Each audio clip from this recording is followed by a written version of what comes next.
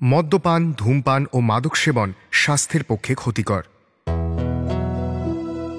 জীবনের সব ক্ষেত্রে কেউ হারে না, আবার তেমনি সব ক্ষেত্রে জিতে যাওয়াও কারোর পক্ষে সম্ভব নয়।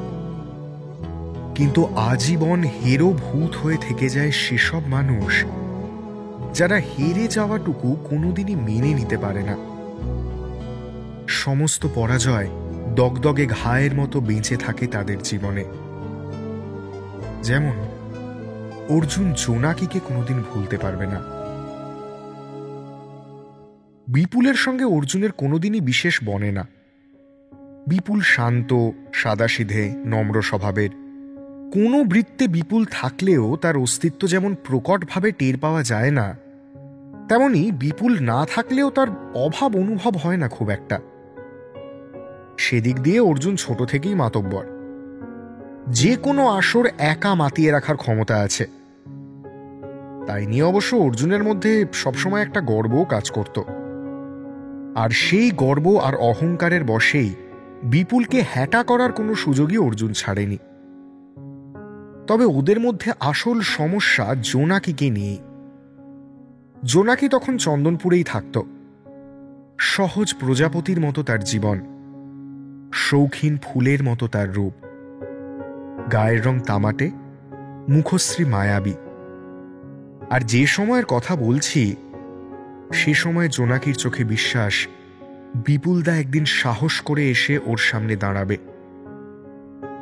বিপুলের থেকে জোনাকি বেশ কয়েক বছরের ছোট, তবে অর্জুনের সমবয়সী কিনা সন্দেহ আছে। বছর না হোক, জোনাকি অর্জুনের থেকে নিদেন পক্ষে কয়েক মাসের বড় তো বটেই। ছেলেবেলায় এই বিপুল, জোনাকি, অর্জুন, অঙ্কিতা একসাথে খেলাধুলো করত। আস্তে আস্তে চোরা স্রোতের মতো বয়স বেড়ে গেল। মনের মধ্যে ভালো লাগার কায়দা আর পরিধি যেন ধীরে ধীরে বদলাতে শুরু করল সব্বার মধ্যেই।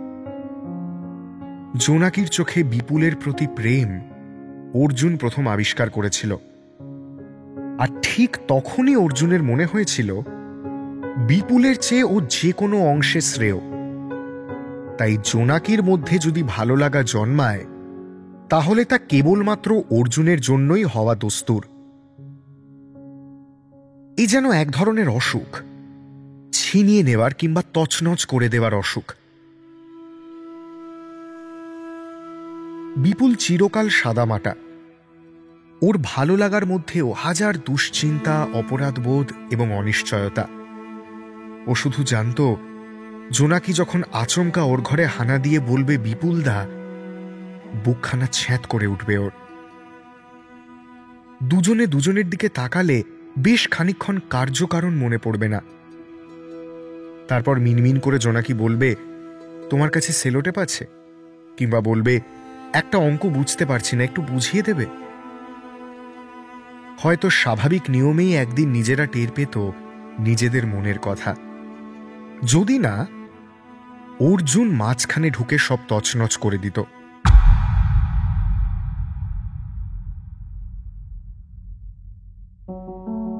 অর্জুন ডাকাবুকো, বিন্দুমাত্র ভয় ওর মধ্যে নেই। তাছাড়া মামার বাড়িতে আসলে এমনি সাপের 5 পা গজায় লোকের।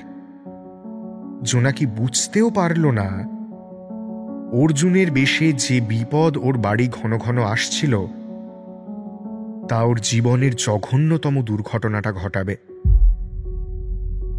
অর্জুনের এই অস্বাভাবিক রকমের জোনাকির দিকে ঘেঁষে যাওয়া কারোরই চোখ এড়াল না। বিপুল আর জোনাকির নির্বাক চলচ্চিত্রে এরপর প্রথম শব্দের ছোবলটা মেরেছিল অর্জুন। বিপুলকে জানিয়েছিল জোনাকি এবং অর্জুন পরস্পরকে পছন্দ করে। বিপুলদের ছাদে দাঁড়িয়ে বিস্তীর্ণ ক্ষেতের দিকে তাকিয়েছিল অর্জুন। সূর্য পশ্চিমের আকাশে সেদিনের মতো গা ঢাকা দিতে ব্যস্ত। বিপুলের দিকে না তাকিয়ে অর্জুন অবিরাম বলে যাচ্ছিল, জোনাকি আমায় পছন্দ করে। অবশ্য পছন্দ করবে নাই বা কেন? তুই তো জানিস আমি শব্দ ছুঁড়ে বোবা মানুষকে কথা বলাতে পারি। তুই বিশ্বাস করবি না বিপুলদা, জোনাকি আমার কাছে আলাদা একটা মানুষ। আমি যেন ওর অন্ধকার, আমার সামনেই দপদপ করে জ্বলে ওঠেও। যাই হোক, তোকে বিশ্বাস করে বললাম, তুই আবার কাউকে বলিস না। বিপুল যে ক্ষেত্রবিশেষে গবেট এ নিয়ে ওর নিজেরও সন্দেহ নেই। বেমালুম অর্জুনের কথা বিশ্বাস করে ক্রমশ দূরে সরে এসেছিল জোনাকির কক্ষপথ থেকে। বিপুলের কষ্ট হয়েছিল ভীষণ। যৎসামান্য কথার সাঁকো ওদের মধ্যে ছিল, সেসব ক্রমশ ভেঙে চুরে যাচ্ছিল চোখের সামনে। জোনাকি চেয়েছিল ওর বিপুলদার বুকে আছড়ে পড়ে জানতে চাইতে, কেন তুমি একবার ডাকো না আমায়, কেন? পারেনি, সাহসে কুলোয়নি। বারবার মনে হয়েছিল যদি বিপুলদা ওকে ফিরিয়ে দেয়। আর সবার অলক্ষ্যে অর্জুন সেবারও হেসেছিল ধ্বংসস্তূপের ওপরে দাঁড়িয়ে। বয়স সামান্য হলেও এ ঘটনাকে নেহাত ছেলে মানুষই বলা যায় কি? যে নৃশংসতা অর্জুনের বুকের মধ্যে মাঝে মাঝেই চিড়বিড় করে ওঠে, তা কি স্বাভাবিক? যে ক্ষয়ক্ষতি আগন্তুকের ঘটে তাই বা কি মামুলি? বোধ হয় না। কিন্তু যে কথা বলছিলাম, অর্জুন সেবারও ভেবেছিল পরবর্তী পথ মসৃণ। ঘনিষ্ঠতা বাড়িয়ে কোনো একদিন জোনাকিকে মনের কথা জানালেই জোনাকি মুচকি হেসে ঘাড় নাড়বে। অথচ অর্জুন যেমনটা চেয়েছিল তেমনটা একেবারেই হল না। এক গনগনে দুপুরে একটা অশ্বত্থের ছায়ায় দাঁড়িয়েছিল দুজন। অর্জুন শব্দ দিয়ে ফাঁদ পাতছিল চারদিকে, যেন এই শব্দ দিয়েই শিকার ধরতে হবে ওকে। মাঝে মধ্যে অন্যমনস্ক হচ্ছিল, আর আচমকা চোখে চোখ রাখছিল জোনাকির। জোনাকি খানিক থমকে জিজ্ঞেস করল, কি রে, অমনভাবে চেয়ে আছিস? দেখছি। কি দেখছিস? তোকে। আমি কি একটা দেখার মতো মানুষ হলাম? আলবাত হলি। না দেখলে পারি না বলেই তো দেখলামই। থুর, তোর যত কাব্যি কাব্যি কথা। আচ্ছা, তুই যে কবিতা লিখছিলি একটাও শোনালি না তো? তোর কি এই ছাপোষা কবিতা পোষাবে? আমার ভালো লাগে ভীষণ। কাকে? কাকে আবার? কবিতা শুনতে, পড়তে। বেশ, শোনাবো একদিন। কবে? কোনো একদিন, যেদিন আমাদের আশেপাশে একটু অন্ধকার জমাট বাঁধবে। তুই আমায় পথ দেখাবি আর আমি ইচ্ছে করে হারিয়ে যাব। ইচ্ছে করে হারিয়ে যাবি কেন? পথ চিনে ফিরলে তো চেনা পৃথিবীর কোলাহল, পরিচিতের ভিড়। আমি তা চাই না। কি চাস তুই? কি বলছিস? আমি কিছু বুঝতে পারছি না। এই দুনিয়ায় আর কে আছে যাকে হারাই চোখে? আমার হৃদয় অস্ত্রবিনে দখল করতে ঢোকে।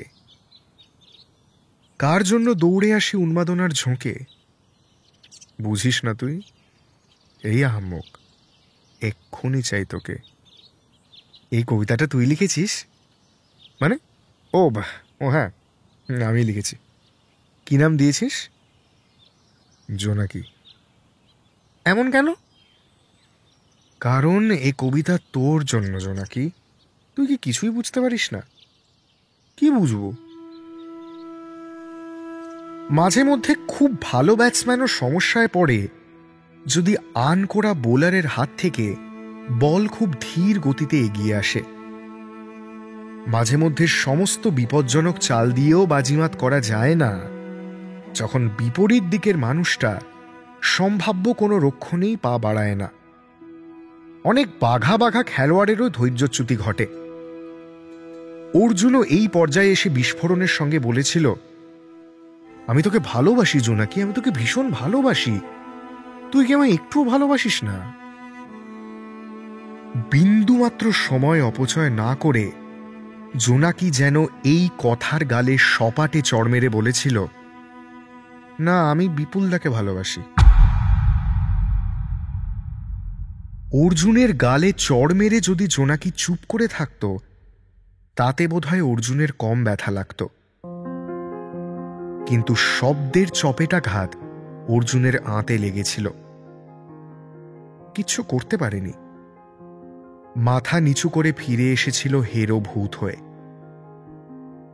জোনাকি ক্রমশ আবছা হয়ে গেছিল অর্জুনের কাছে, কিন্তু বেঁচে পড়তে ছিল বিপুলের প্রতি রাগ।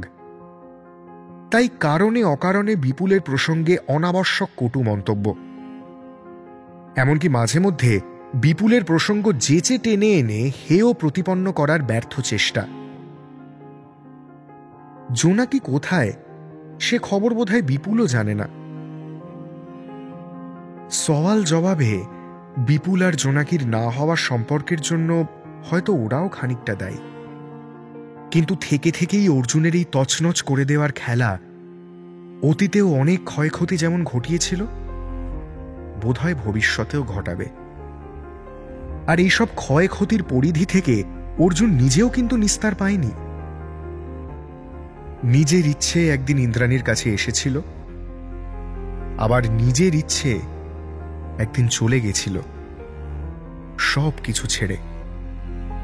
কিন্তু তারপর ওর মধ্যে ইন্দ্রাণীর জন্য যে অনটন জন্মেছিল তা আর মেটেনি। খ্যাপার মতো হন্যে হয়ে খুঁজেও শব্দের জাদুকর অর্জুন আরেকটা ইন্দ্রাণী খুঁজে পায়নি। মানুষ আরো তলানিতে পৌঁছয় যখন সে আরেকটা হুবহু মানুষকে অন্য কারোর মধ্যে খোঁজার চেষ্টা করে। ইন্দ্রাণীর অধ্যায় একেবারে চুকে বুকে যাওয়ার পর অর্জুন ধাতস্থ হতে পারেনি। ওর মনে হয়েছিল অভাব জিইয়ে রাখার কোনো মানে হয় না। নৈকট্যের খোঁজে খেই হারানো নৌকার মতো ভিড়ে ছিল তনুশ্রীর সীমান্তে। মানুষের মন বড় অদ্ভুত দুনিয়া। কোন পর্যায়ে সেখানে কোন সিদ্ধান্ত গৃহীত হয় মানুষ সে হিসেব নিজেও বোধ করি খুব একটা বোঝে না।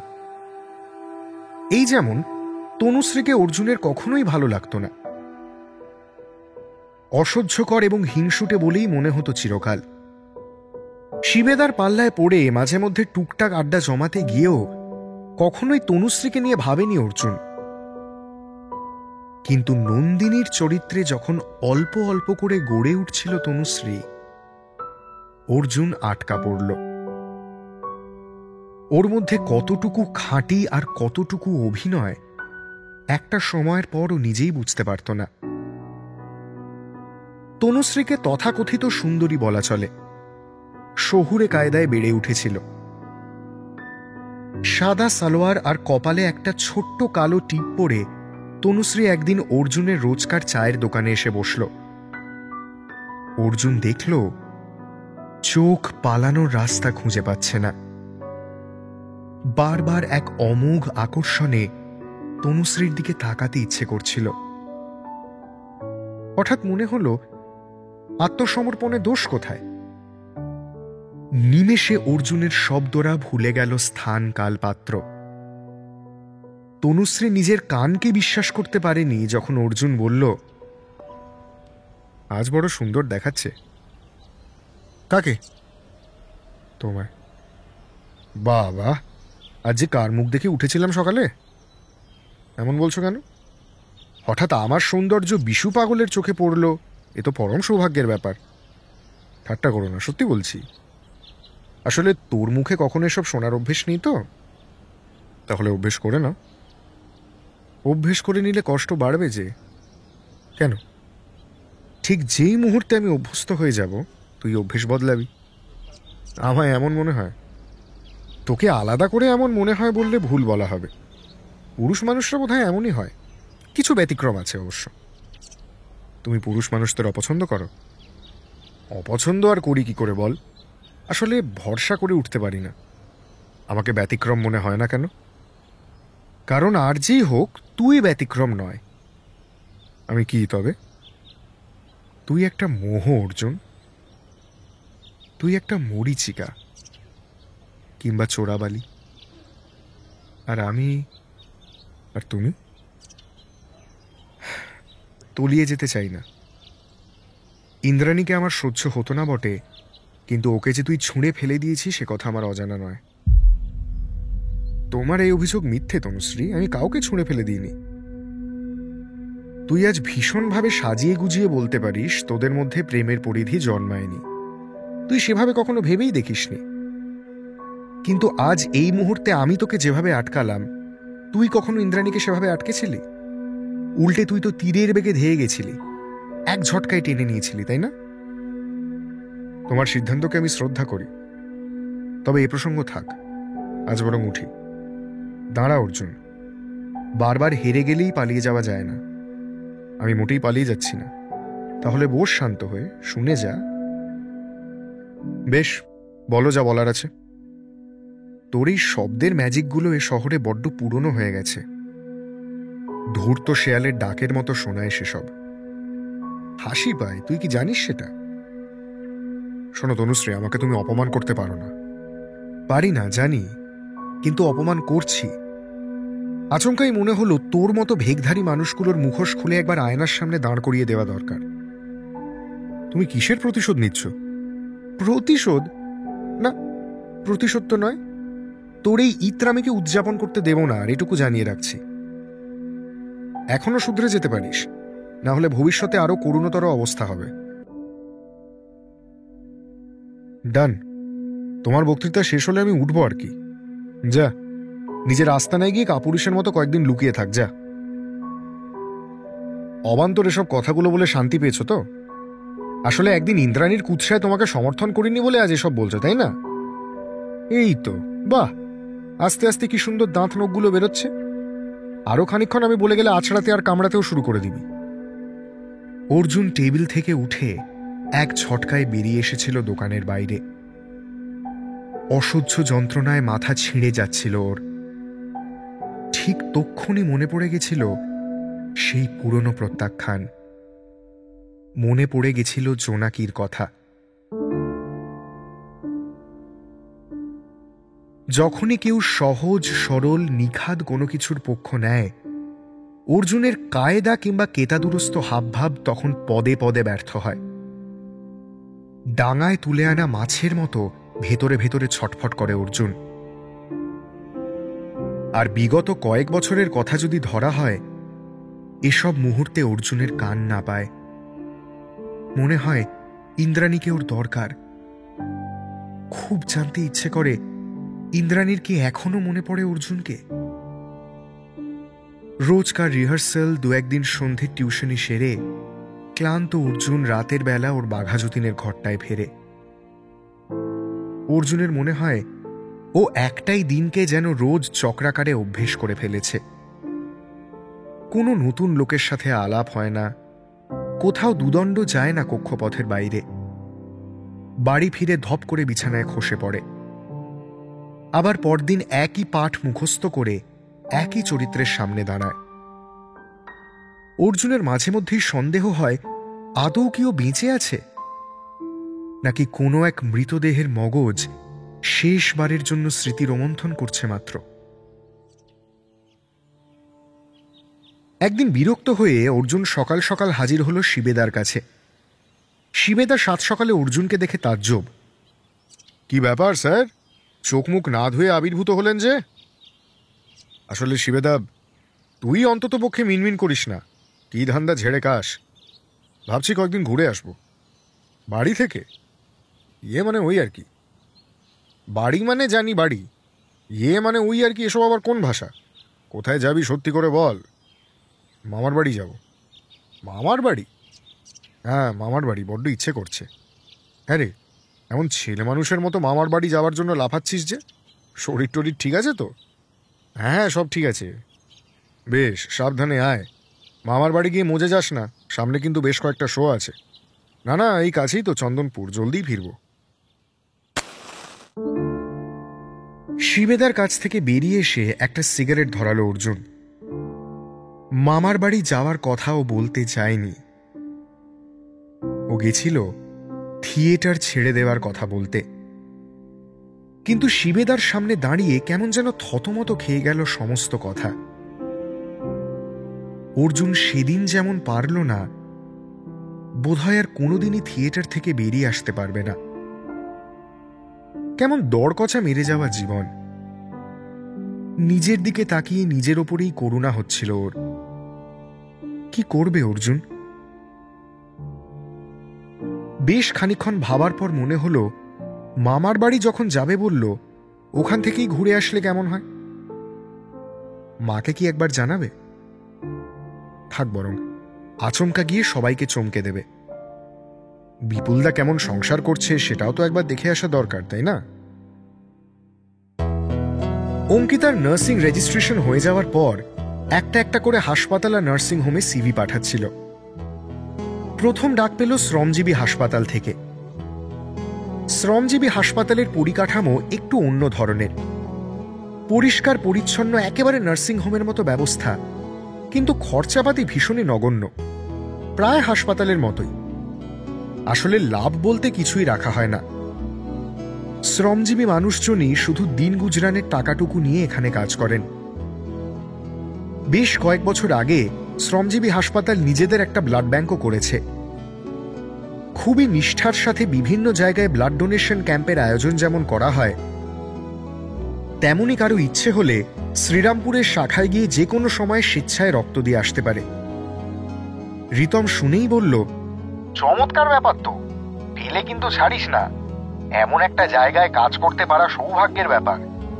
দেখ, টাকাটাই তো জীবনের সবকিছু নয়। অঙ্কিতা যেটুকু দ্বিধায় ছিল, রিতমের মতামত শুনে সেটুকু দ্বিধাও আর রইল না। মাঝে মধ্যেই অঙ্কিতার নিজেকে খুব ভাগ্যবতী মনে হয়। না হলে এমন নিখাদ মনের একটা ছেলে কি কারো কপালে জোটে? শ্রমজীবীতে ইন্টারভিউ হলো বটে, তবে খুব একটা কড়া ইন্টারভিউ বলা যায় না। সহজেই চাকরি হয়ে গেল। বালিতে ওদেরই নার্সিং কলেজ আছে, সেখানে পড়াতে হবে। সেসব পর্ব মিটে যাওয়ার পর রিতম একদিন বলল, ম্যাডাম কি আজকাল ভীষণ ব্যস্ত? ব্যস্ত কই না তো। না, তাহলে আর কি একদিন এদিকে আসতে বলতাম। এদিকে বলতে কোন দিকে? জগদীশপুর। তোমাকে একদিন ঝালুয়ার বেড নিয়ে যাব বলেছিলাম না? ও হ্যাঁ, বলেছিলে। কবে যাব বলো? শুধু ঝালুয়ার বেড নয়, অধমের বাড়িতেও আসতে হবে যে একবার। বাড়িতে? হ্যাঁ, পাকাপাকি ভাবে আসার আগে একবার দেখে যাবে না? ঘরেই থাকি নাকি গোয়ালে? দূর, তোমার যত আজে বাজে কথা। আরে না না, ছোট মার হুকুম, একবার দেখা করাতে হবে। ওরে বাবা, তার মানে তো আবার ইন্টারভিউ? হ্যাঁ, আমার ছোট মা তোমার বুবলাদার মতো তালেবর তো নয়, শুধুই দেখা করবে, আড্ডা দেবে। অমনি খোঁচা মেরে দিলে। খোঁচা কই, সত্যিই তো বললাম। সবসময় অত সত্যি বলতে নেই। যাকে, কবে আসবে বলো? এই শুক্রবার ছুটি আছে, ওই দিনকেই যাই। বেশ, তাই এসো, দেরি করো না বেশি। আর হ্যাঁ, দুপুরে এখানেই খাবে। তুমি রান্না করবে? তাহলে আর খেতে পারবে না, আমি মাতব্বরি করব। আচ্ছা, কি কি খেতে চাও বলো? গলদা চিংড়ির মালাইকারি নাকি খাসির মাংস? এই একটা তরকারি করবে নাকি? না না, তা কেন? তাহলে মালাইকারি আর মাংস দুটোই করো। পুরো শ্বশুর বাড়িতে মানুষ প্রথমবার গেলে একটু লজ্জা শরম করে খায়। আমার সম্বন্ধে কোনো ভ্রান্ত ধারণা জন্মাক আমি চাই না। আচ্ছা আচ্ছা বাবা, ঠিক আছে। কবজি যাতে পুরোপুরি ডোবে সেই বন্দোবস্তই থাকবে, আপনি নিশ্চিন্তে চলে আসুন। তথাস্তু। রিতম শুক্রবার একটা সিক লিভ মেরে দিল অফিসে। মিথ্যে বলতে ওর জীবনে এটুকুই। তারপর সাত সকালে নিজেই বেরিয়ে পড়ল বাজারে। যাওয়ার পথে ছোট মা খোঁচা দিয়ে বলল, যাক, অঙ্কিতার ভাগ্যে আমাদেরও জুটবে। এমন দিন তো জীবনে দু একবারই আসে। রিতম মুচকি হাসল। ফেরার পথে ব্যাগ ভর্তি করে নিয়ে এলো খাসির মাংস আর গলদা চিংড়ি। রান্নার দায়িত্বে রিতমের ছোট মা যেমন ছিল, সুপ্রিয়া দেবীও যোগ্য সঙ্গত দিচ্ছিলেন। বেলায় অঙ্কিতা যখন ঢুকল, রিতমদের বাড়িতে প্রায় দক্ষযজ্ঞ চলছিল। হবু বৌমাকে এই আপ্যায়নের জন্য যদি কোনো শব্দবন্ধ ব্যবহার করতে হয়, একমাত্র জামাই আদরের সঙ্গেই তুলনা চলে। অঙ্কিতা ঘরে ঢুকেই সুপ্রিয়া দেবীকে পা ছুঁয়ে প্রণাম করল। অঙ্কিতা কি লজ্জা পাবে? ছেলের প্রেমিকাকে দেখে ছেলের মাই যেন লজ্জায় লাল হয়ে যাচ্ছিলেন।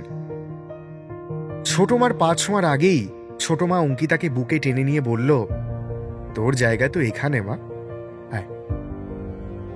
এতখানি খাতির যত্ন সত্যি আশা করেনি। আবেগে বিহ্বল হয়ে যাচ্ছিল অঙ্কিতা। রিতম বলতে গেলে আতিথেয়তার সুযোগই পাচ্ছিল না। ঘরের এক কোণায় দাঁড়িয়ে উপভোগ করছিল সবকিছু। মনের মধ্যে কোথাও যেন আলতো করে ভেসে উঠছিল ইন্দ্রাণীর কথা। ইন্দ্রাণীর জন্য ভাবতে বসলে আজকাল বড় কষ্ট হয়। মেয়েটা কি এমন সম্মোহনের শিকারে পড়ল কে জানে। পেল কি কিছু? শুধু এই অগাধ স্নেহ আর ভালোবাসা হেলায় হারালো। অঙ্কিতা পরীকে নিয়ে অনেকক্ষণ আদর করল।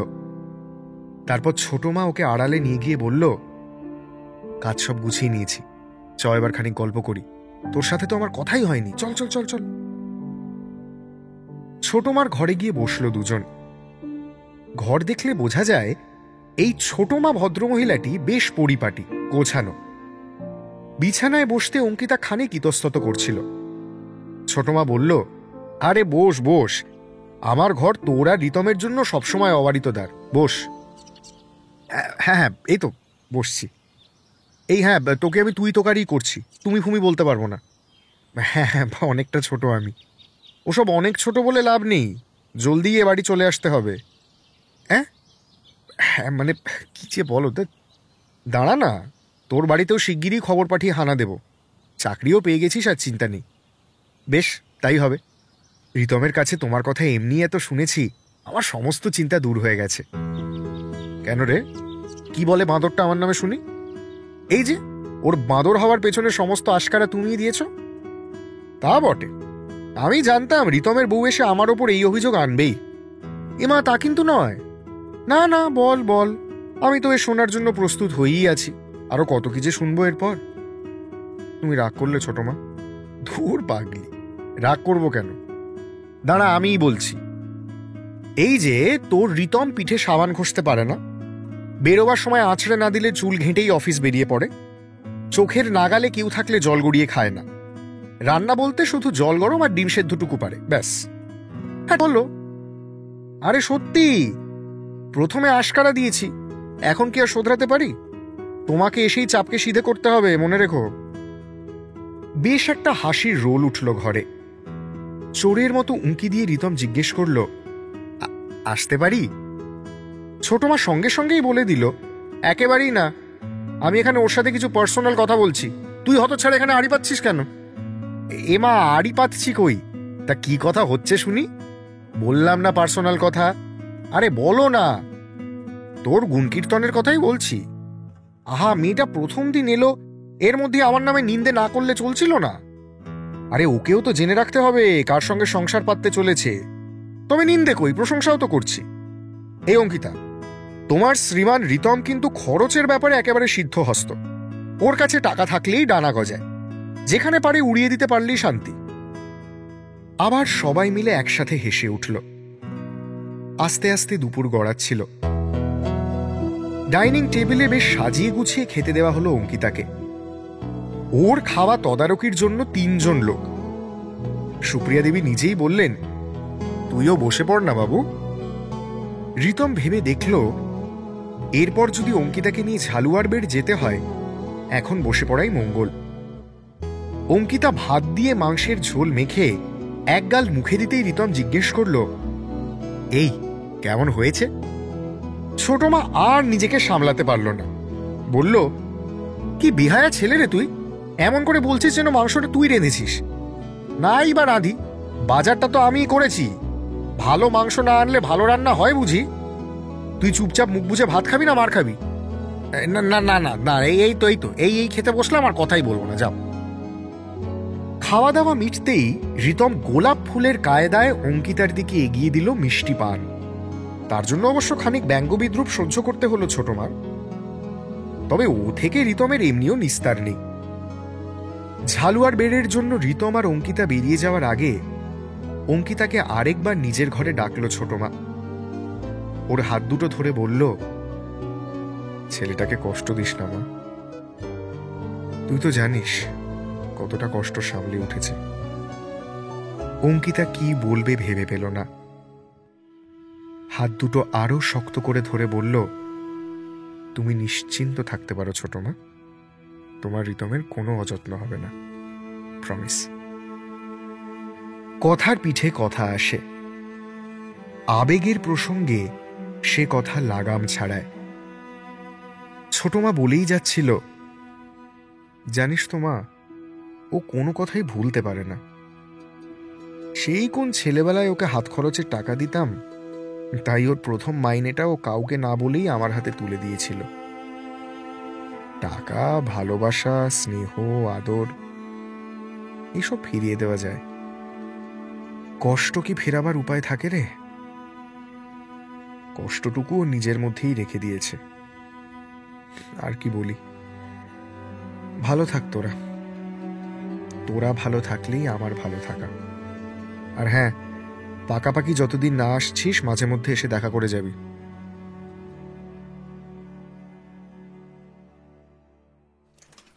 অঙ্কিতার সঙ্গে রিতম বেরোলো ওর পুরনো সাইকেলটা নিয়েই।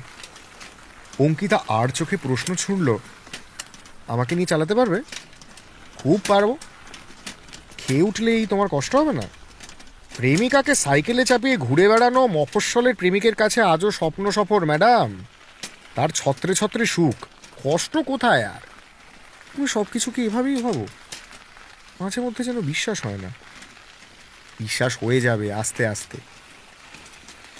ঝালুয়ার বেডে তুমি রোজ যেতে? বলা যায়, তবে একা তো যেতাম না, সঙ্গে ইন্দ্রাণী থাকতো। ওখানে গেলে তোমার মন খারাপ হবে না? মন খারাপের দোহাই দিয়ে নিজের পছন্দের জায়গাগুলোকে কিভাবে বাতিলের খাতায় ফেলি বল? তবে প্রথম যেদিন গেছিলাম, ইন্দ্রাণী চলে যাওয়ার পর ঝালুয়ার বেড়কে শ্মশান মনে হচ্ছিল। শ্মশান? হ্যাঁ, চোখের সামনে দাহ হয়ে যাওয়া আমার সম্পর্কের অস্থি। মেনে নিতে হয়, সমস্ত প্রস্থানই তো আমাদের শেষমেশ মেনে নিতে হয়, তাই না? অঙ্কিতার বলার মতো আর কিছুই থাকে না। সাইকেল থামে ঝালুয়ার বেড়ের কাছে। সিগারেট ধরিয়ে পরিস্থিতি হালকা করার জন্য রিতম বলল, খাসির মাংসের পর এক পিস ধোঁয়া না টানলে জীবন বৃথা মনে হয়। ফুসফুস কিন্তু খাসির মাংসের কথা জানে না। ধুর, তুই আর দিদিমণি হোস না তো। আগে তুমি ঠিক করো তো, তুই বলবে নাকি তুমি বলবে? অঙ্কিতার হাতটা ধরে হ্যাঁচকা টানে নিজের দিকে টেনে নিয়ে রিতম বলল, আমার প্রেমিকাকে আমি তুই বলতে পারি, তুমি বলতে পারি, চাইলে আপনিও বলতে পারি। তোর কি? হ্যাঁ, কথার তো ঘূর্ণিঝড়। ঝড় তো বটেই, বুকের মধ্যে প্রেমের ঝড়। ঢং করো না তো, তুমি মোটেই এতটা রোম্যান্টিক নও। হঠাৎ চুপ হয়ে গেল রিতম। ইন্দ্রাণীর কথা মনে পড়ল ফের। যেন এই স্টেশনে ওদের সম্পর্কের আত্মা এখনো ঘুরে বেড়ায়। ঠিক এই কথাটাই ইন্দ্রাণী ওকে বলেছিল অনেকগুলো বছর আগে, যেদিন রিতম হাওয়ায় হাত দুলিয়ে বলেছিল সব দিক থেকেই হাওয়া দিচ্ছে।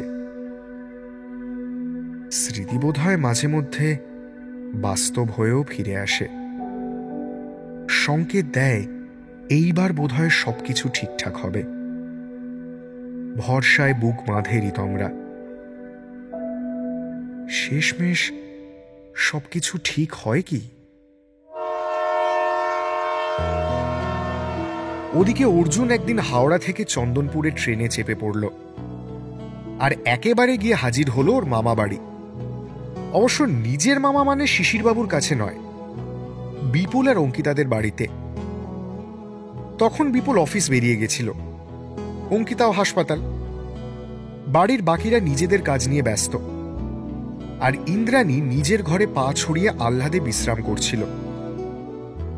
কিংবা এও বলা যায় মন খারাপে বিষণ্ণ হয়েছিল।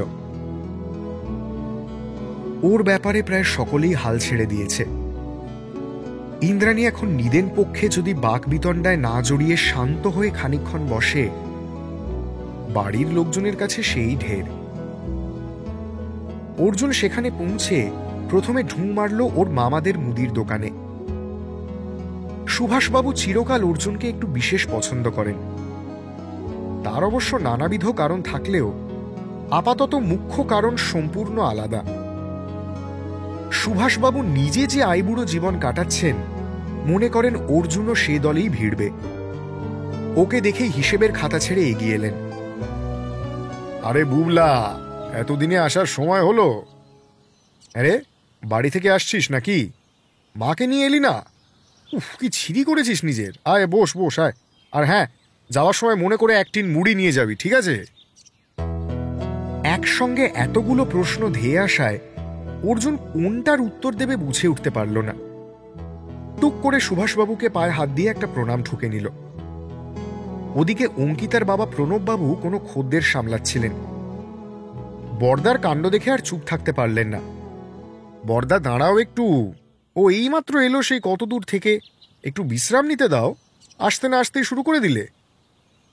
উত্তরে সুভাষবাবু বললেন, আরে দূর, আরে দূর আর কই, এই তো বৈদ্যবাটি কাছেই। এর থেকে কত দূরে বিপুলরোজ অফিস যায়, কি তাই না?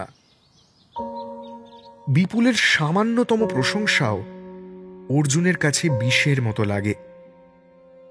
তাছাড়া এই সরকারি চাকরিটা পাওয়া স্তক বিপুল যেন কোনোভাবে মামাবাড়িতে ওর সর্দারি কেড়ে নিয়েছে বলেই ওর মনে হয়। তবে এ সমস্ত ক্ষেত্রে চুপ থাকা বুদ্ধিমানের কাজ, সেটা অর্জুন জানে। কিন্তু মন কি সবসময় বুদ্ধির কক্ষপথে চলে? প্রায় সঙ্গে সঙ্গেই অর্জুন বলে দিল, সে বসে বসে চাকরি হলে অনেক লোকই ট্রেনে বাসে দূর দূর থেকে অফিস যায়। কোথাও একটা গায়ের মেদ ঝরাতে হবে তো, তাই না? যাকে তোমরা দোকান সামলাও, আমি ভেতরে গেলাম। অর্জুনের কথাটা সুভাষবাবু আর প্রণববাবুর বেশ গায়ে লাগল। সুভাষবাবু হয়তো কড়া করে কিছু শুনিয়েও দিতেন, কিন্তু অনেক বছর পর অর্জুন মামাবাড়ি এসেছে বলে তেমন কিছু বললেন না। তবে আশিসবাবু ভাগ্যিস দোকানের জন্য মালপত্র আনতে বাজারে গেছেন, না হলে আজ ছেলের পক্ষে একটা বাক্য তিনি নিশ্চিত প্রয়োগ করতেন। অর্জুন বাড়ির ভেতরে যাওয়া ইস্তক দুই মামিমার মধ্যে হই হই পড়ে গেল। একজন তাকে বসিয়ে নলেন গুড়ের রসগোল্লা খাওয়ায়, তো আরেকজন মাথায় হাত বুলিয়ে বলে, এ কি চেহারা করেছিস বুবলা, খাওয়া দাওয়া একেবারে করিস না নাকি? বাইরে এমন হই হট্টগোল শুনতে পেয়ে ইন্দ্রাণী বেশ অবাক হল। এমন নির্ঝঞ্ঝাট নিরুপদ্রব বাড়িতে দিনে দুপুরে কে আবার এলো? বাড়তি কেউ আসা মানে এর হাসি মুখ নিয়ে তার সামনে দাঁড়ানো, ভালো বউ সাজার কসরত। মধ্যবিত্ত পরিবারের এই তীব্র আব্রুবোধ সম্পর্কে ইন্দ্রাণী কিন্তু যত্নবান। বাইরের কাউকেই ওর অসন্তোষ বুঝতে দিতে নারাজ। তাই ফের একবার অভিনয় মঞ্চের দিকে ঘোমটা মাথায় এগিয়ে গেল ইন্দ্রাণী। ও ঘুণাক্ষরেও জানত না আজ বিপরীতে বসে আছে তার ভীষণ পরিচিত এক অভিনেতা। অদৃষ্টের কৌতুকে অর্জুনের মুখোমুখি এসে দাঁড়ালো ইন্দ্রাণী। ঘোমটা সরাতেই চোখে চোখ পড়ল, আর নিমেষের মধ্যে থমকে গেল গোটা দুনিয়া।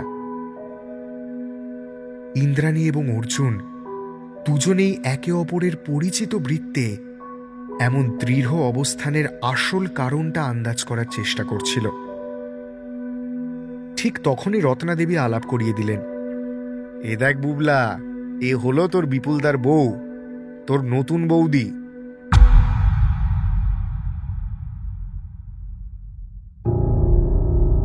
অর্জুন শেষের কথাগুলোই ভীষণ ধীরে ধীরে আবার বলল, যেন নিজের মনের মধ্যে খোদাই করছিল, বিপুলদার বউ, নতুন বৌদি। ততক্ষণ অবশ্য রত্নাদেবী বিরামহীনভাবে বলে যাচ্ছেন, তুই তো এলি না বিয়েতে, ব্যস্ত মানুষ, মামা মামিদের তো ভুলেই গেছিস। এই বাড়ি গেছিলি, তোর মা কত দুঃখ করে জানিস? এবার একটু ওদের কথা ভাব, বয়স হচ্ছে তো নাকি? অর্জুনের কানে এসব শব্দ পৌঁছনোই সার, মনে কোনো প্রভাব ফেলে না। বেশ কিছুক্ষণ ইন্দ্রাণীর দিকে অপলক দৃষ্টিতে তাকিয়েছিল, তারপর হাত দুটো বুকের কাছে জড়ো করে বলল, নমস্কার, আমি বুবলা, ভালো নাম অর্জুন। যান্ত্রিক কায়দায় ইন্দ্রাণীও একই মুদ্রায় বলল, নমস্কার, আমি ইন্দ্রাণী। অর্জুন তখন বাহ্যিক দুনিয়া নিয়ে খুব একটা চিন্তিত নয়। মাথার মধ্যে একটা জটিল হিসেব চলছিল। ইন্দ্রাণীর প্রতি বলতে গেলে বিন্দুমাত্র ক্ষোভ নেই ওর, কোনোদিনই ছিল না। কিন্তু বিপুলদার বউকে দুয়ো দেওয়ার সুযোগ ও কিভাবেই বা ছাড়বে? এ তো কোনো একভাবে ওর জিতে যাওয়া। এমন গৃহপালিত ছেলের ছেদো সরকারি চাকরিতে বাগিয়ে আনা সুন্দরী বউ আসলে কোনো এক পর্যায়ে অর্জুনের প্রত্যাখ্যান মাত্র। আর যাই হয়ে যাক, ওর নতুন বৌদি কোনোভাবেই আর ওর কাছে নতুন নয়। কোনো সুস্থ স্বাভাবিক মানুষ এমন নৃশংস এবং অশ্লীল হতে পারে না। তবে অর্জুন এতখানি নৃশংস, ওর এক্ষুনি ইচ্ছে করছিল ওদের সমস্ত অশ্লীল সত্যিগুলো গোটা বাড়ির সবাইকে জানিয়ে দিতে। এর বিরুদ্ধে দাঁড়িয়ে অর্জুনের দুর্বলতর সত্তা যখন প্রশ্ন করল, এতে লাভ কি হবে তোর? অর্জুনের অন্য সত্তা হাসতে হাসতে বলল, লাভ? আমি লাভ দিয়ে কি করব? আমি কি ব্যবসায়ী নাকি? আমি তো ক্ষতি চাই, ক্ষতি, বিপুলের ক্ষতি। ও কেন ভালো থাকবে? একটা মাথা মোটা ফালতু ছেলে, একটা চাকরি ছাড়া কি আছে ওর? দুই সত্তার মধ্যে কথোপকথন চলতে থাকে। শুধু চাকরি কেন, পরিবার আছে। পরিবার তো আমারও আছে। বিপুল প্রতিদিন বাড়ি ফেরে, তুই ফিরিস না? ফিরি না। আমি কি ওর মতো ঘর কোনো নাকি? কিন্তু কি করবি তুই? মানে এক্স্যাক্টলি ঠিক কি করতে চাইছিস? যদি ইন্দ্রাণীকে জোনাকির কথা বলে দিই, আর বিপুলদাকে বলে দিই ইন্দ্রাণী একসময় আমার জীবনে ছিল, তাতে কি শহরে ফেরার পর তোর জীবনের একাকিত্ব কাটবে? সমস্ত সফল মানুষেরা একাই হয় রে। আর আজ সাফল্যের নিরিখে আমি নেহাত ফেলনা নই। প্রতিটা শোয়ের পর দর্শক দাঁড়িয়ে আমার অভিনয়ের প্রশংসা করে যায়। কিন্তু জীবন তো অভিনয় নয়। জানি জানি, আমি অনেক কিছুই জানি যেগুলো তুই এরপর বলবি। ইন্দ্রাণীর সঙ্গে তো আমার বিরোধ নেই। আমি তো চেয়েছিলাম ও ফিরে আসুক, কিংবা ও ভালো থাক, কিংবা জোনাকির প্রসঙ্গে সেই অর্থে বিপুলদা তো কোনোদিনই কিছু করে উঠতে পারেনি। তাহলে? কিন্তু আমি তো আজ হিসেব নিকেশ করে তছনছ করব না। তাহলে আমার কাছে তো ও আজ ইন্দ্রাণী নয়, শুধুমাত্র বিপুলদার বউ। ওকে আমি যে আগে থেকে চিনি, এ আমার তুরুপের তাস কিংবা ব্রহ্মাস্ত্র। আর হাতে ব্রহ্মাস্ত্র রেখে কেই বা শব্দের তীর ছোঁড়ে। কিন্তু আরেকবার ভেবে দেখতে পারতিস। আমি তো ভাববো, আমার মতো করেই তো ভাববো। কয়েন ছুঁড়ে সিদ্ধান্ত নিতাম যদি পরের বারে বদলানোর আশা থাকতো।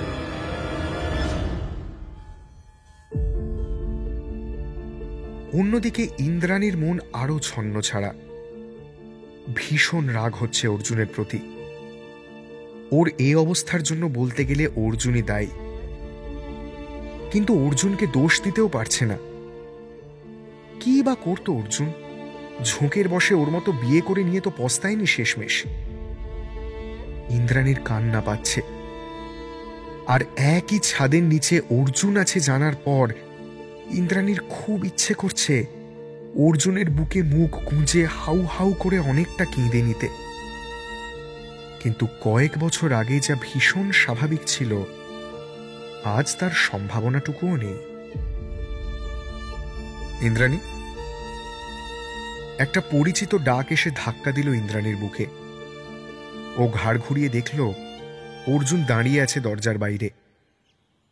বিনম্র কণ্ঠে জিজ্ঞেস করল, আসতে পারি? খাটের ওপর অগোছালোভাবে শুয়েছিল ইন্দ্রাণী। নিজেকে সামলে নিয়ে ঘাড় নাড়ল। এসো। দাঁড়িয়ে কেন, বসো। খাটের একদিকের কোণায় বসল অর্জুন। চোখ ইন্দ্রাণীর চোখে স্থির। ইন্দ্রাণীর মনের ভেতরে দ্রুততায় দৌড়ে বেড়াচ্ছে সমস্ত স্মৃতি। আর সেই সমস্ত স্মৃতির ঝাপটা যেন আজ হৃৎস্পন্দনের মতো শোনাচ্ছে। অর্জুন বেশ খানিকক্ষণ চুপ করে থেকে ভীষণ সহজ একটা প্রশ্ন করল, কেমন আছো? অথচ গোটা দুনিয়া জানে এই প্রশ্ন ক্ষেত্র বিশেষে ঠিক কতটা ভয়ঙ্কর। ইন্দ্রাণী প্রশ্ন ফেরত পাঠাবার চেষ্টা করল। তুমি কেমন আছো? তুমি এখনো প্রশ্নের বিপরীতে প্রশ্ন করো? বলেছিলাম না করতে নেই। যদি বলি ভালো আছি, কি বলবে? জানতে চাইবো মিথ্যে বলার অভ্যেস কবে থেকে হলো? কেন, আমার বুঝি ভালো থাকতে নেই? বিপুলদা আমার মামাতো দাদা হয়, ছোট থেকেই চিনি। তার সাথে ইন্দ্রাণী ভালো আছে এ কথা যে কেউ বিশ্বাস করে নিতে পারে, কিন্তু আমি তো জানি। কি জানো তুমি? যে তুমি ভালো নেই। অমন একটা নির্বোধ অপদার্থের সাথে ইন্দ্রাণী ভালো থাকতে পারে না। আচ্ছা, কি কথা বলো তুমি ওর সাথে? সিলেবাসের বাইরে বোধহয় একটা অক্ষরও পড়েনি। রবীন্দ্রনাথের ছোট গল্প পড়েনি, নজরুলের কবিতা পড়েনি, কোনো রাজনৈতিক সত্তা নেই, চেতনা নেই। জীবনের লক্ষ্য শুধু প্রতিদিন ভিড় ট্রেনে অফিস যাওয়া আর সন্ধে যত তাড়াতাড়ি সম্ভব বাড়ি ফিরে আসা, ব্যাস। না, নেই, ভালো নেই। কিন্তু বিপুল ছেলে খারাপ নয়, বোধহয় আমাকে ভালোবাসে। ভালোবাসে? হ্যাঁ, তুই তোমার ভুল ধারণা। ভুল ধারণা? জোনাকির কথা তোমায় বলেছে কখনো? জোনাকি? সে আবার কি? ও বাবা, তাহলে তো তুমি কিছুই জানো না। জোনাকিকে তোমার সতীন বলতে পারো। এখনো বিপুলদার মনে জোনাকির আলো নিভেছে বলে তো মনে হয় না। হেয়ালি করছো কেন, খুলে বলো। তুমি যথেষ্ট বুদ্ধিমতী ইন্দ্রাণী। জোনাকির সাথে কিছু ছিল বিপুলের? বলো না এখন জোনাকি কোথায়? বাদ দাও, এসব ভেবে আর কি করবে। ভালো থাকার চেষ্টা করো বরং। তুমি অর্ধেক বলে থেমে গেলে কেন? তাহলে বললেই বা কেন? খিদে পাচ্ছে, দুপুরের কি ব্যবস্থা আছে? জানি না আমি। অর্জুন বাড়তি কোনো উত্তরের অপেক্ষা না করে রান্নাঘরে ঢুঁ মারল। অঙ্কিতার মা জয়িতা দেবী সেখানে পেঁয়াজ কাটছিলেন। অর্জুন হামলে পড়ে জিজ্ঞেস করল, এই ছোট মাম্মাম, কি খাবার বন্দোবস্ত করেছ আজ? জয়িতা দেবী অর্জুনের প্রশ্নে খানিক কিন্তু কিন্তু ভাবেনি, বললেন, দেখ, তরকারিপাতি বলতে মাছের ঝোল দিয়ে তোর দাদা আর অঙ্কিতা খেয়ে গেল, কিন্তু তুই তো মাছের ঝোল খাস না। আগে থেকে জানলে কিছু একটা ব্যবস্থা করতুম, তাই ভাবলাম একটা ডিম ভেজে দিই। পেঁয়াজ কেটেছি। পেঁয়াজ খাস তো ডিম ভাজায়? ডিম ভাজাতে পেঁয়াজ খাই, কিন্তু এখন তো ডিম ভাজা খাবো না। ডিম কি ফাটিয়ে ফেলেছ? না, কিন্তু কি খাবি এখন? আপাতত তোমার ছুটি। বড় মাম্মামকে বলে দাও মিনিট 15-র জন্য রান্নাঘর আমার। গতকালকের কোনো একটা সিরিয়ালের রিপিট টেলিকাস্ট দেখে নাও, ফিরে আসছি বিরতির পর। উফ, তুই না সত্যি একটুও বদলালি না। মুচকি হাসল অর্জুন। 2-3টে ডিম একসাথে সেদ্ধ করতে বসিয়ে দিল। পেঁয়াজ কাটাই ছিল। ভাতের মধ্যে থেকে সেদ্ধ আলুটাকে খুঁজে খোসা ছাড়ালো। ডাবু হাতায় একটু তেল আর শুকনো লঙ্কা ফুটিয়ে নিয়ে সেদ্ধ আলুতে দিল, আর সঙ্গে ডিম সেদ্ধ, কুসুম সমেত। এই সমস্ত পদ্ধতির সময়টাতে অর্জুনের চোখে মুখে খেলা করছিল নিষ্ঠুর হাসি। আজ এই ডিম আলু মাখা ইন্দ্রাণীর ভাতের পাশে শোভা পাবে গ্রেনেডের মতো। কিন্তু এই বিস্ফোরণ নীরবে ঘটবে। গলা দিয়ে খাবার নামবে না, চোখ ঠিকরে বেরিয়ে আসবে জল। অর্জুন নিজেই ভাবছিল ও কতটা জঘন্য একজন মানুষ, অথচ এতেই অসম্ভব তৃপ্তি পাচ্ছিল। অনেক চোর যেমন চুরি করে শান্তি পায়, অনেক খুনি যেমন খুন করার পর নিশ্চিন্তে ঘুমোয়, অর্জুন তেমন সমস্তটা তছনছ করে দিতে পারলে আজকাল আনন্দে ফেটে পড়ে। কোনো ক্ষেত্রেই কাউকে 1 ইঞ্চি জমি ছাড়বে না। খাবার সময় হলো তাই। ইন্দ্রাণী ভাতের থালায় আবিষ্কার করল ওর বিজয়গড়ের ফ্ল্যাটে ফেলে আসা এক টুকরো স্মৃতি, ডিম আলু মাখা। ঠিক যেমনটা অর্জুন এনে হাজির করত ওর ক্লান্ত মুখের সামনে। চোখের কোণ চিকচিক করে উঠল, আর সেদিকে তাকিয়ে গোগ্রাসে শব্দ করে তৃপ্তিতে খাচ্ছিল অর্জুন। বাকিরা সহস্র অন্য প্রসঙ্গে মশগুল। দুটো ঘটনার কোনো আপাত সংযোগ কারোরই চোখে পড়ল না।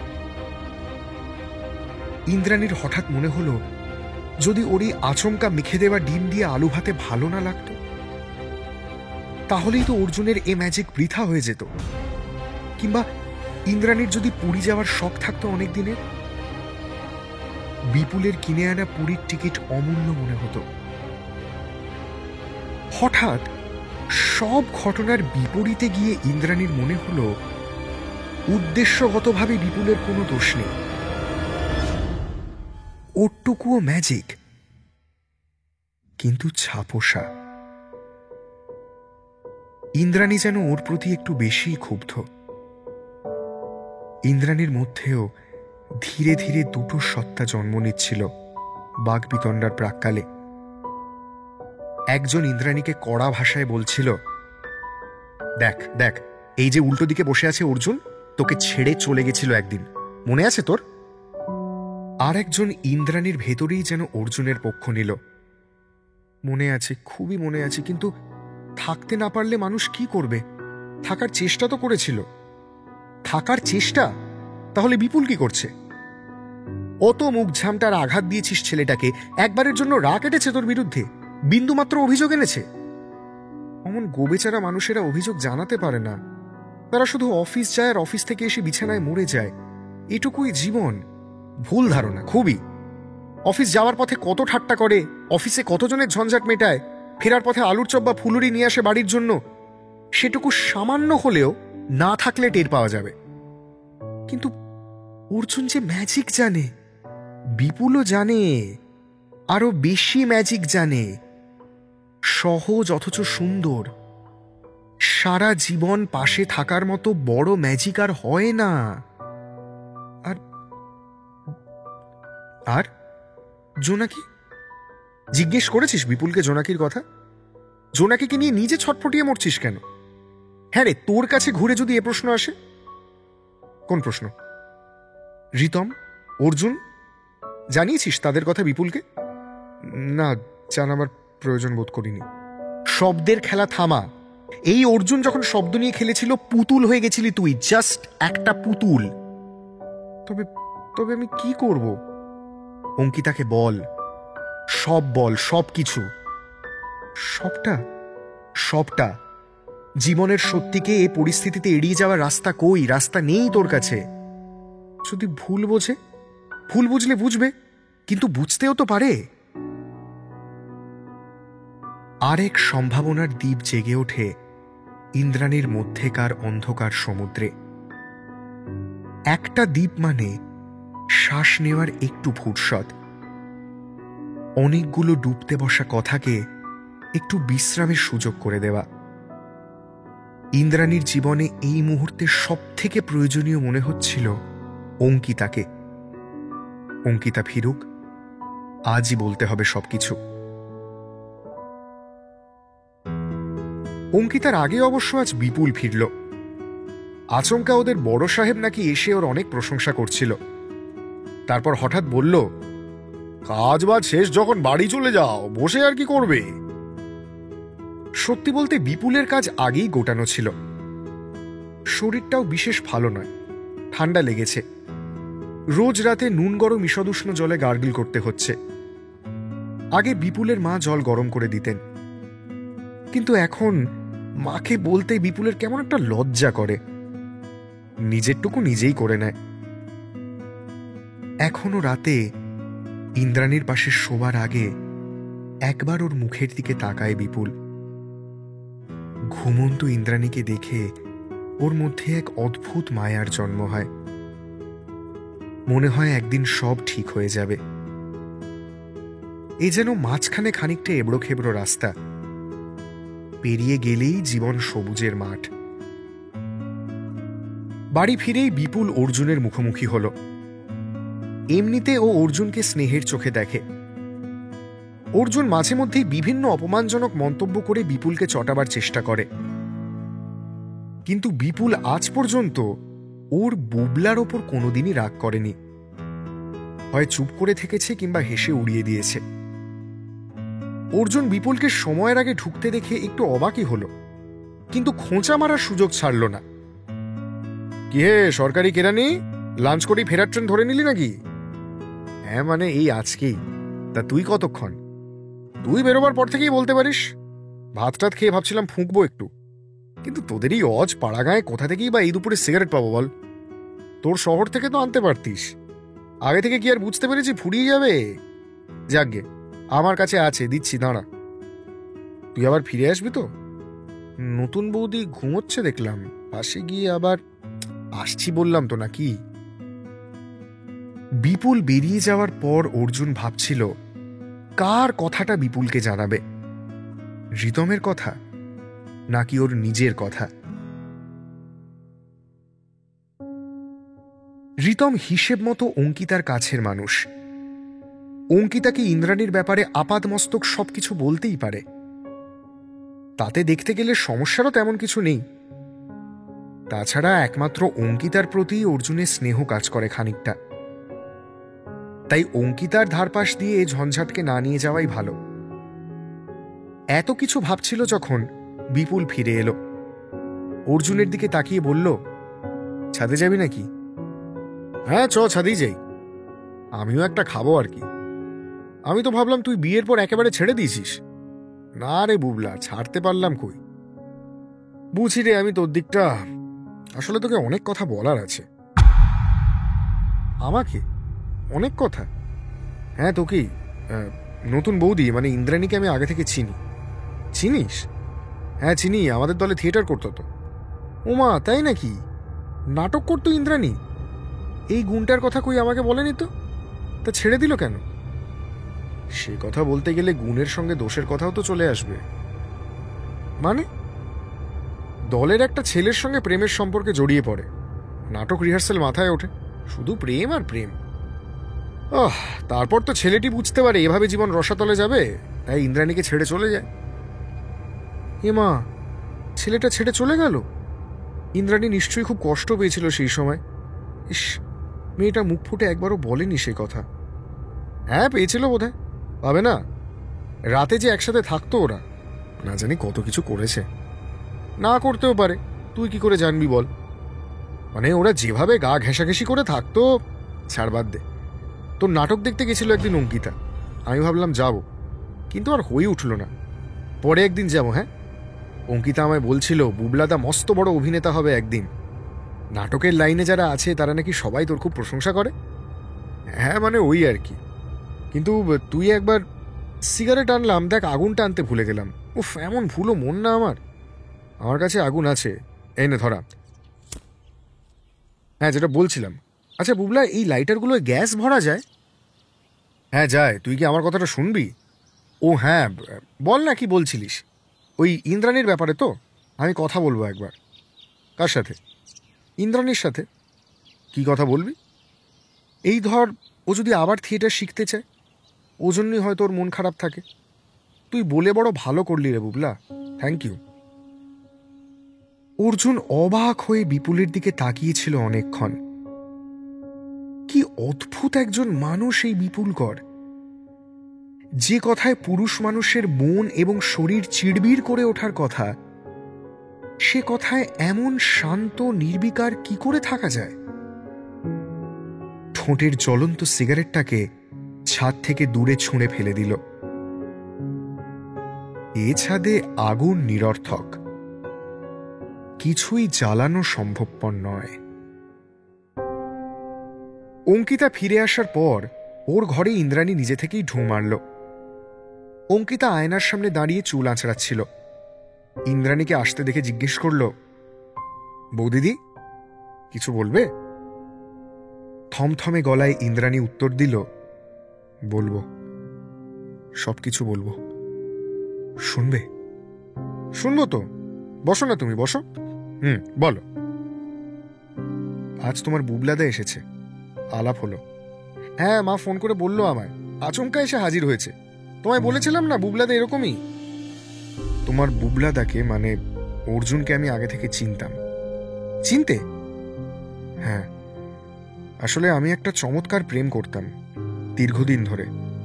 ছেলেটার নাম রিতম। আমাদের গ্রাম এক, স্কুল এক। তারপর আমার থিয়েটারের শখ ছিল, জানো তো, কিন্তু গ্রামে তো অমন ভালো ব্যবস্থা নেই। তাই রিতম আর আমার ঠাম্মি বলেছিল থিয়েটারের জন্য কলকাতায় যেতে, আর কলকাতায় থিয়েটার করতে গিয়ে অর্জুনের সাথে দেখা। তারপর অর্জুনের সাথে কথা বলতে বলতে কেমন যেন নিজেকে হারিয়ে ফেললাম। রিতমও সে সময়টা ব্যাঙ্গালোরে চলে গেল চাকরি নিয়ে, আমার সঙ্গে দেখা না করেই। অভিমান হলো, ভুল বুঝলাম ওকে। অর্জুনের সঙ্গে ঘনিষ্ঠতা বেড়ে আমি বুঝতে পারিনি অর্জুন আমায় একদিন আচমকা ছেড়ে চলে যাবে। সব তছনছ হয়ে গেল অঙ্কিতা। আমি পুরো পুরো ভেসে গেছিলাম। তারপর বাড়ি ফিরে এসে সম্বন্ধ দেখে বিয়ে করে নিলে, তাই তো? হ্যাঁ, তাই। কিন্তু মানিয়ে নিতে পারলাম না। কলকাতার বাউন্ডুলে জীবন, থিয়েটার আমাকে হাতছানি দেয় মনের মধ্যে। ভেবেছিলাম একদিন আদর্শ গৃহবধূ হয়ে যাব, পারলাম কই, সব ভেস্তে গেল, নিজের হাতে নষ্ট করছি সব। কেঁদো না, কেঁদো না, শান্ত হও। তোমাকে আমারও কিছু বলার আছে। আমাকে কি বলবে? তার আগে বলো, তোমার এই কথাগুলো তুমি দাদাভাইকে বলেছ? বিপুলকে? না, বলিনি। ও তোমায় ভালোবাসে, তোমার মনের খবর রাখতে চায়, কিন্তু বৌদিদি ও যে নাগাল পায় না। ও আমাদের মতো শহুরে কায়দা বোঝে না তো। জানি আমি, কিন্তু তুমি কি এটা জানো, তোমার এই সমস্ত সত্যি হাসি মুখে মেনে নিত দাদাভাই? এখন কি করব বলো? এখন আজ বরং দাদাভাইয়ের সাথে কথা বলতে পারো। অর্জুন যদি আগে থেকে ওকে সবকিছু বলে দেয় তো দিক না, যথেষ্ট দেরি করেছ, আর লুকিও না। আমি তোমার দিকটাও বুঝতে পারছি, এরকমটা তো আকছার হয় না, তুমিও আন্দাজ করতে পারোনি। আর তুমি কি বলবে বলছিলে? আমিও আজ তোমায় একটা আঘাত দেব। আঘাত? আঘাত বলতে পারো, আবার নাও বলতে পারো। আমার কাছেও একটা কথা লুকিয়ে রেখেছিলাম, বলিনি তোমায়, আজ বলে দেওয়া যায়। কি কথা বলো তো? আমার ব্যাঙ্গালোরে এক বাঙালি বন্ধু হয়েছিল, মনে আছে? এখান থেকেই চাকরি করে যাওয়া, বলেছিলাম তোমায় একবার। হ্যাঁ, বলেছিলে। সেই বন্ধুত্ব আপাতত প্রেমের পথে এগিয়েছে, আর সেই ছেলেটা আর কেউ নয়, তোমার প্রাক্তন রিতম। রিতম? হ্যাঁ, আমি তোমার সমস্ত গল্প জানি, কিন্তু তুমি নিজে থেকে কিছুই বলনি বলে আমিও কিছু বলিনি। আর আমি আজকেও জানি না ঠিক কি বলবো তোমায়। আমায় কিচ্ছু বলতে হবে না, জীবনের পথে তো অনেক দুর্ঘটনাই ঘটে। তুমি যদি পারো নিজেকে মেরামত করে নিও, তোমার আর দাদা ভাইয়ের সম্পর্কটাকে মেরামত করে নিও, ব্যাস। আর কি? তোমার দাদা ভাই আজ অফিস থেকে ফিরে এসেছে তাড়াতাড়ি, কিছু একটা বলবার জন্য উসখুস করছিল মনে হলো। কি বলতে চাইছে জিজ্ঞেস করেছিলে? না, করা হয়নি। দেখি করবো ক্ষণ। আসি এখন, তুমি বিশ্রাম নাও। এই চা খাবে? করে আনবো? খাওয়াবে? খাওয়াও তাহলে। না, বলবো না। ইন্দ্রাণীর চলে যাওয়ার পথের দিকে অঙ্কিতা সবিস্ময়ে তাকিয়ে থাকে, যেন ওর নিজেরই বিশ্বাস হচ্ছিল না কথাগুলো। তাড়াতাড়ি ফোনটা বার করে রিতমকে ফোনে ধরে। হ্যালো, তুমি ব্যস্ত? না না, বলো না, কি বলবে? বুবলাদার সাথে আগের দিন তোমার আলাপ করালাম, মনে আছে? আছে। কেমন রেগে রেগে ছিল তোমার দাদা। হ্যাঁ, যেটা বলছি, আসলে এই বুবলাদা মানে অর্জুনদা আর কি, এর সাথেই। কি এর সাথে? থিয়েটার করতে গিয়ে বৌদিদি, বুঝতে পারছো না? পরিষ্কার করে বলো তো। বৌদিদি তোমায় ভুল বুঝে সেই সময় বুবলাদার সাথেই জড়িয়ে পড়েছিল।